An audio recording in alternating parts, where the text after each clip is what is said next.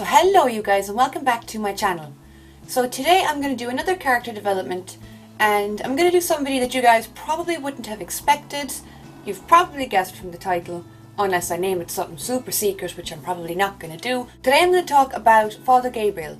Now Father Gabriel is a really unique character to me because his character development and the direction in which his character is moving, to me, was quite unexpected. I mean, I didn't see him turning into the character that he, has grown into, and I love him. I think he's really cool. So, we first come across Father Gabriel in season 5.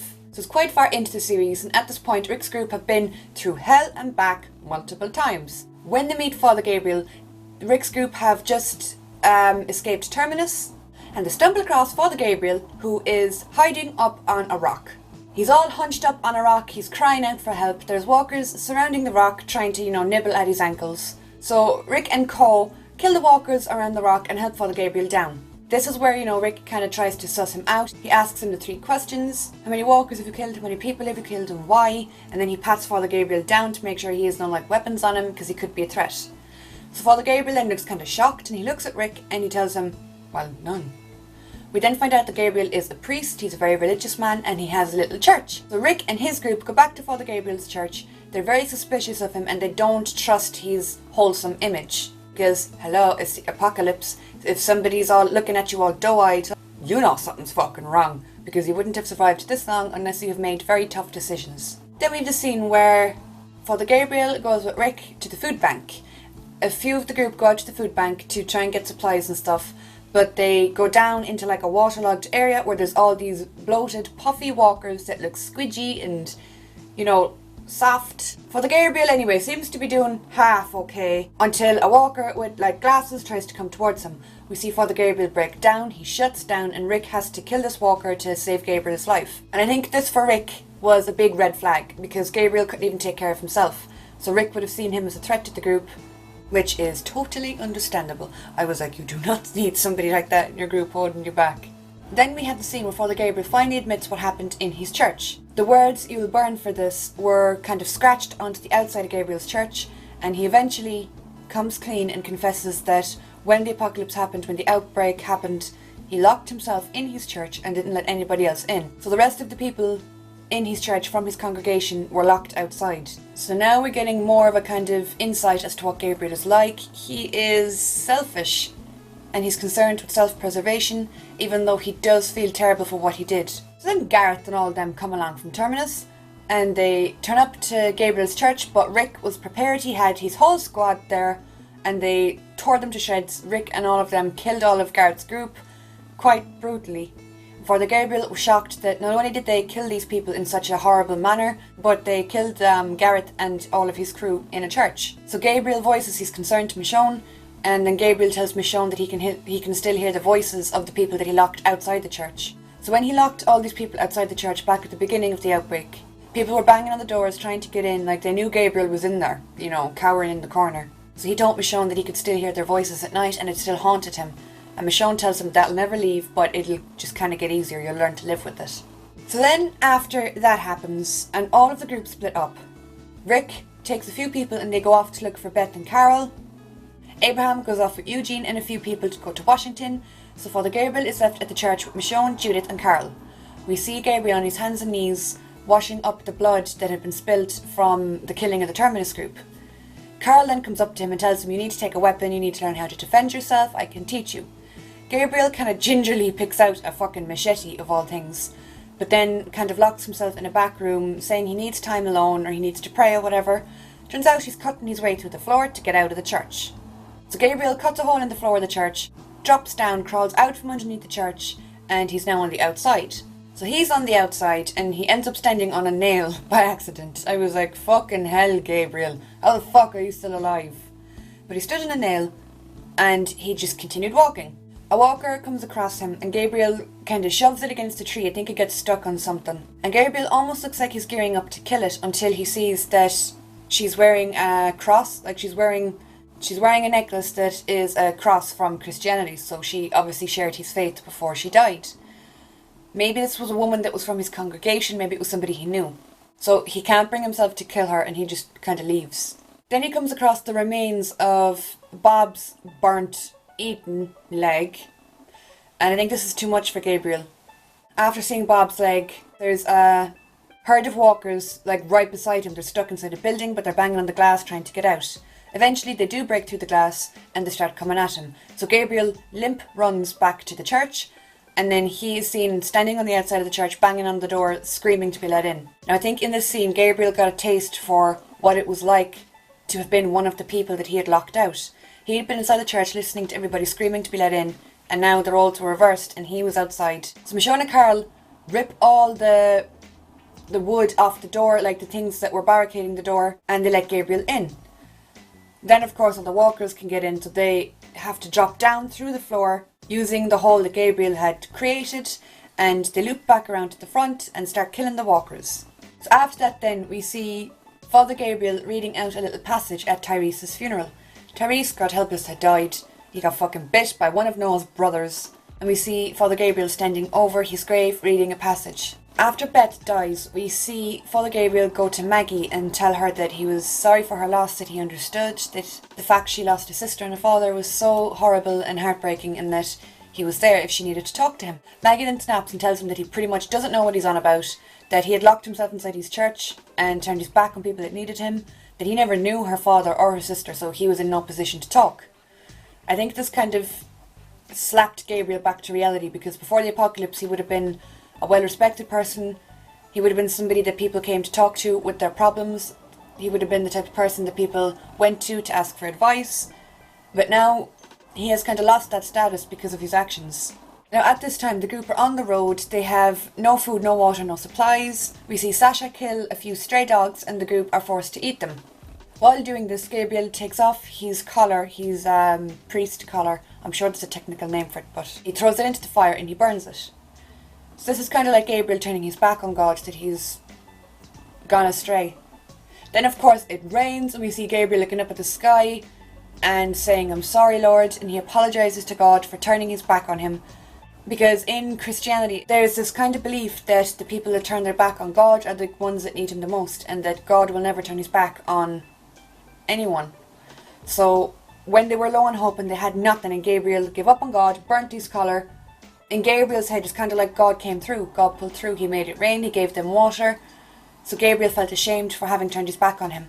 Then we see Father Gabriel standing by, kind of confused when we see Rick knock out and tie up Aaron. Aaron was only trying to tell him about Alexandria, but Rick's group are really suspicious at this point of everyone, and I don't blame them. Then when they get into Alexandria, because Father Gabriel is a priest, he's given like a little room, or a little kind of converted chapel room to conduct service, to, you know, give out sermons and stuff. And some woman gifts him a Bible. She gives Father Gabriel a Bible, and you would think, considering Gabriel is a holy man, that he would have liked this, but no, he rips the book to shreds and starts crying. I think this is because he'd had such a stressful time when it comes to his faith, and when it comes to staying true to his faith and believing in it, and he'd been so conflicted. Then we see him go off and talk to Deanna, and he tells her that, like, the devil hides himself in plain sight kind of thing, and he says that Rick's group don't deserve to be there. They don't deserve the kindness, they don't deserve the shelter or the safety because of the terrible things that they had done. One, he had been saved by Rick's group. They had saved his life and brought him along with them. So number one, he's ungrateful. Two, the way God would never turn his back on anybody, I don't feel like Father Gabriel as a priest should have blatantly turned his back on Rick's group and tried to sell them out for no reason. But at the same time, you know, he's a religious guy, he is horrified by the killing that's going on. Maggie overhears this. Thank God. I was like, Gabriel is being a little bitch. I'm glad somebody heard it. So then we see Father Gabriel go out for a little walk, and he tells Spencer to open the doors, he'll be back in a while. So he does go out for a walk, but he walks directly into contact with a walker that is eating a person that's just half dead, half alive. And Father Gabriel starts like throwing shit at it, and he starts screaming like, "I'm ready." So Father Gabriel in this moment thinks that he wants to die. Turns out that he doesn't want to die, because when the walker runs at him, Gabriel's survival instincts kick in and he smashes the walker's head in with a rock. He then goes on to kill the person that had been half eaten by the walker, and it's kind of like a mercy kill. Now, I didn't see this coming at all. I was like, Father Gabriel, you're a scrappy little fucker, aren't you? Then we see him break down. He starts crying on the road because he's so conflicted over what he had done. He thought that he wanted to die, he thought that he wasn't able for this world, but when push came to shove, his instincts just kicked in and he killed a walker and he put someone out of their misery. So we see him cry and break down, and then when he gets back to Alexandria, Spencer asks him one simple question: shut the door. Gabriel doesn't do that very well. He half shuts it and fucking walks away. Then we see him go back to the chapel and Sasha is there and she kind of asks him for help. She asks him for a little bit of guidance and he lashes out at her and he tells her pretty much no. And then he starts teasing her and taunting her over the fact that Tyrese and Bob had died, and he kind of tells her that it was her fault. So Sasha naturally gets angry and lashes back at him, and they end up fighting and she tries to kill him, but Maggie walks in at the last minute and Maggie convinces them both to pray. Father Gabriel turns to Maggie and kind of says to her, you know, you should have let her kill me, you should have let her do it. But the three of them instead sit down and they pray, and they're all united by their faith, which I thought was a really beautiful scene. Then in season 6 we see Deanna tell Father Gabriel that he was wrong. So Deanna at this point has come to quite love Rick's group. She loves the fact that they do what needs to be done. She understands their mindset and she understands that they're survivors and that Alexandria can benefit from them. So she tells Father Gabriel that he was wrong, and then when Father Gabriel asks Rick can he go out and help lure the walker herd away from the outside of the walls, Rick tells him no. So Rick at this stage is pretty much done with Father Gabriel. And I don't blame him at all, because Rick at this point knows that you can't trust him. Then we see Father Gabriel arrange a meeting with Carl to learn how to use the machete. When they were back at the church and Father Gabriel had taken the machete off of Carl told him, like, you need to learn how to use a weapon, you need to learn to defend yourself, but at the time Father Gabriel wasn't really ready. So we see him say this to Carl and like arrange a meeting to learn to practice, and we start to see a bit of development. We start to see, while Father Gabriel is kind of moved into the mindset that you need to learn how to survive in this world, he's still kept his faith, but he's also developed enough to keep living. Then when the wolves attack, we see Father Gabriel get cornered by one he nearly gets killed, but Morgan knocks your man out. After all of that, and after the wolves have left and the problem seems to be over and done with, we see Father Gabriel going around sticking up little posters about like prayer service and the time that it's going to be on, and Rick just kind of follows him around and rips all the posters off the wall. This is showing that Rick clearly is still pissed at Father Gabriel and doesn't want him hanging his posters to come and practice the faith, but Father Gabriel is persistent and he just goes around again and sticks them all up. I was like, Rick is just going to tear them down again, like why? Why would you bother putting them up again? Waste of paper in the fucking apocalypse. Then when the walkers invade and Ron and Carl get into that like fight in the, I think it's like the garage of a house, we see Father Gabriel actively help in barricading the house that they're all trapped in. He pushes like a chair or like a sofa up against the wall to try and keep the walkers out.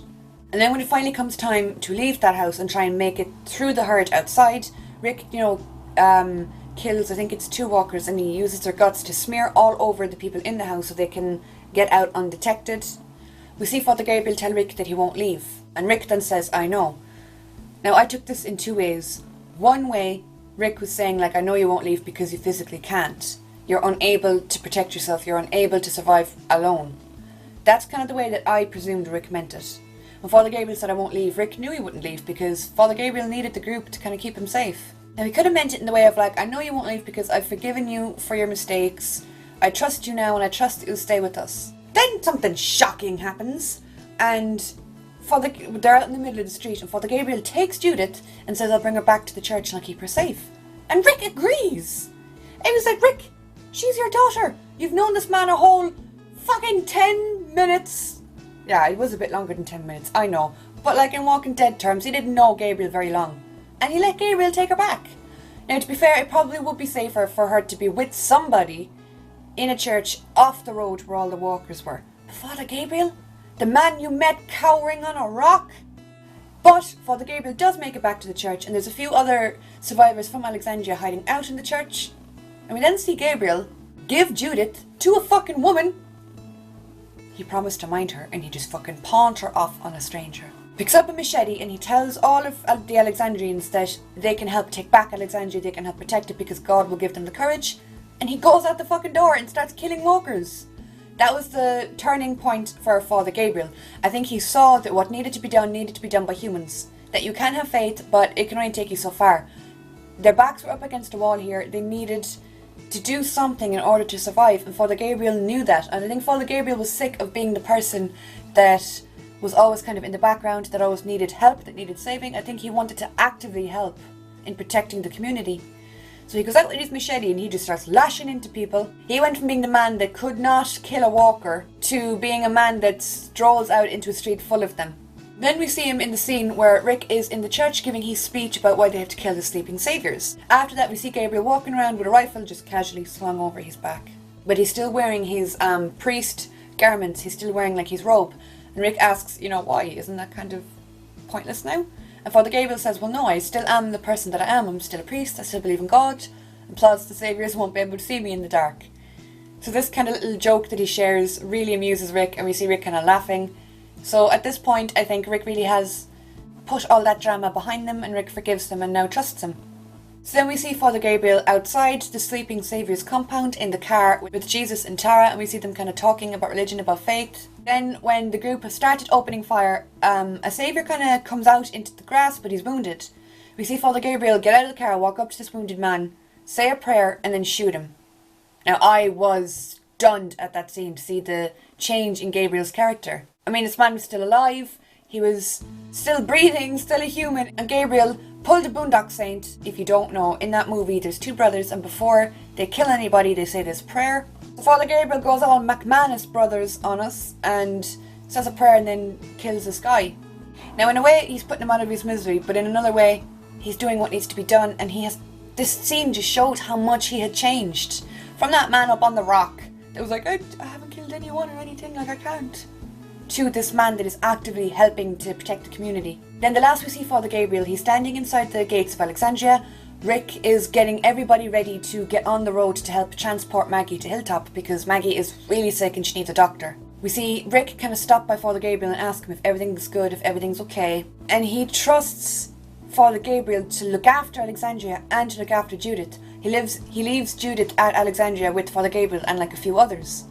And Father Gabriel tells him, I will not fail you. I think Father Gabriel has constantly been trying to prove himself to Rick because he knows he did wrong. He knows that Rick's group aren't actually bad people. They're just almost ruthless in their need to survive.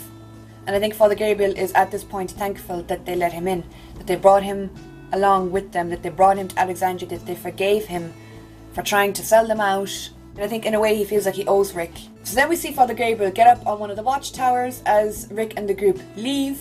And he's looking so majestic. He has a little, I think it's like a rifle or something, slung over his shoulder, and he's looking out into the fucking wilderness. And he looks like a completely different person to the Father Gabriel that we first met. He is now strong, he is now brave, which is something he never was.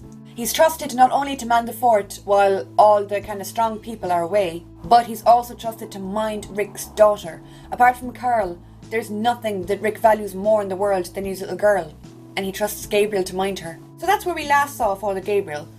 I can't wait to see what his role is in season 7. I think he's going to develop even further, which I can't wait to see. I love his character so much. He used to piss me off a lot back when he was kind of whiny and weak, but I actually have loved watching him grow and watching the character that he's grown into. So when it comes to relationships, I think the most important relationship that he's had would be with God. Because he's a religious man, he's a priest, obviously he tries to follow the moral code of Christianity. Oh, hang on a minute, I was sitting on my leg and it's gone dead. Obviously he tries to follow the moral code, but throughout the apocalypse he's found it increasingly difficult to keep the faith but also stay alive. When we first met him he was trying to do that, but because he was following the code so closely, he hadn't killed a walker, he hadn't killed anyone, and he was stuck on a rock because of that. And then we see him do things that he never thought he'd do, and he almost turns his back on God when he burns the collar. And it seems like he's just so confused and he's so lost, but he rekindles his relationship with God and he goes back to practicing, he goes back to preaching. He keeps the faith, but he learns the balance. He learns how to be religious and be a good moral person, or the best moral person you can be, but also he learns how to protect what is valuable, protect what matters, and stay alive. And I don't think the struggle between the balance is as big for him as it was when we first met him. Another important relationship is the relationship he has with Rick.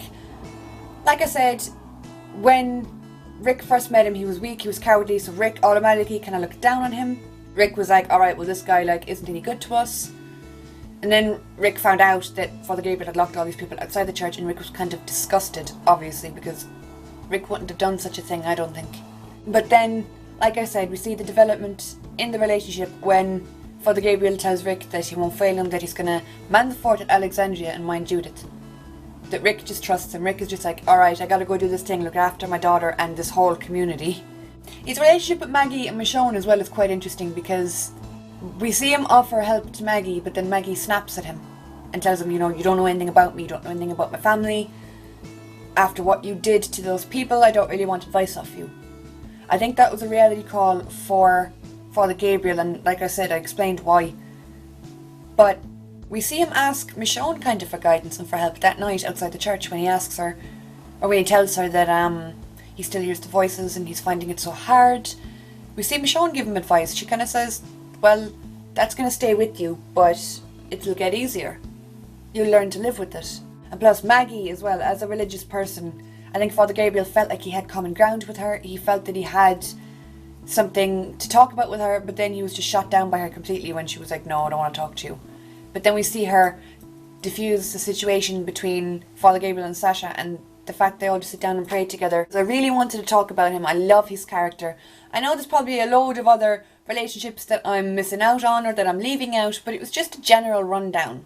So as always, I hope you all enjoyed. I know this video is probably unexpected because, you know, if I was following a pattern, I probably would have done Abraham or Sasha or someone like that next. But I kind of wanted to do something different and go a different route. So I hope you guys like this one, and I'll talk to you all soon.